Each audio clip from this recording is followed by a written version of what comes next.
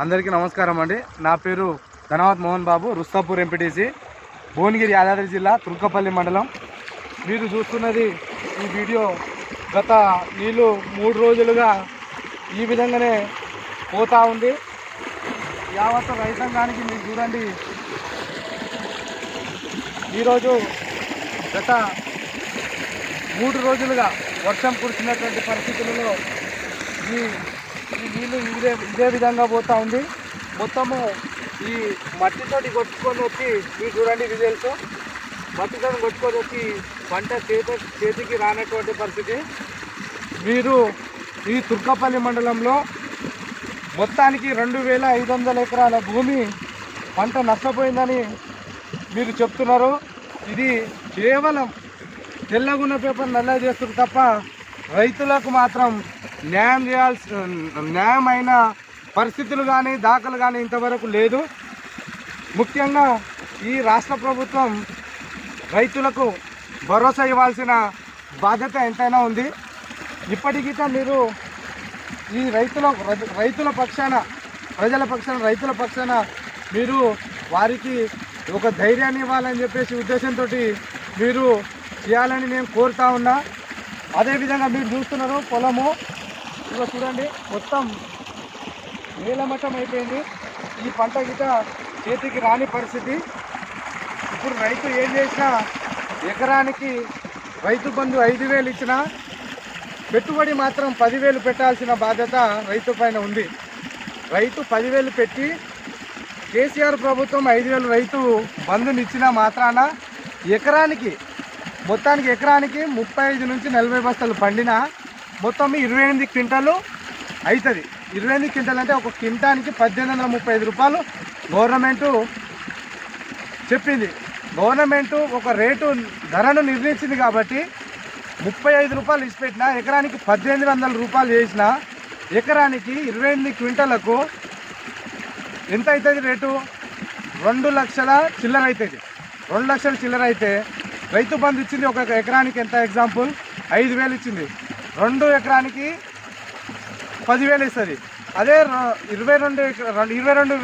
22,000కు అందులో 5,000 తీస్తే మొత్తం ఈ పంట నష్టం అనేది మొత్తం రైతాంగానికి మొత్తం అప్పులపాల చేసేది తప్ప దీనికి న్యాయం చేయాల్సిన బాధ్యత లేదు.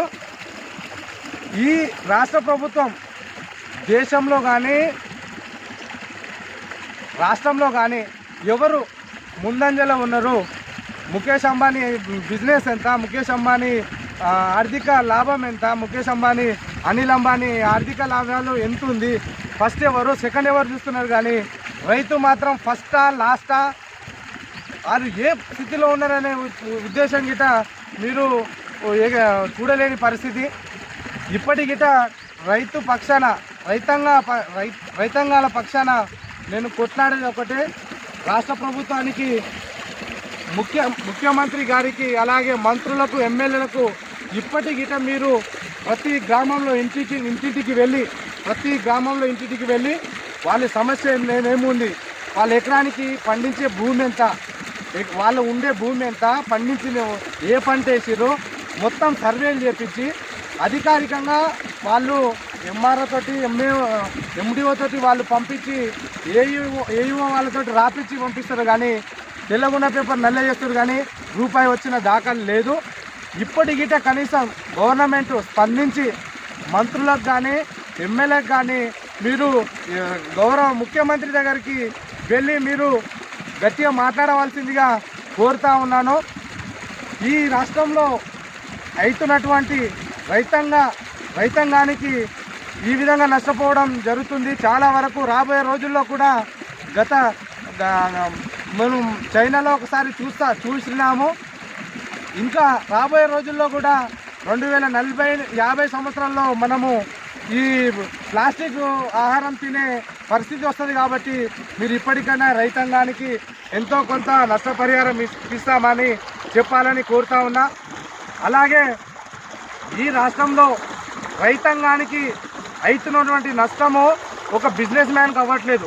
బిజినెస్ మ్యాన్ చేస్తుండే ఏంటి, పెట్టుబడి ఎంత పెట్టాలి, ఎంత చేయాలి. అదే రైతు ఎకరానికి 10 నుంచి 15,000 పెట్టినా ఆఖరికి పంట మన చేతిలో వచ్చేంత వరకు కష్టమే.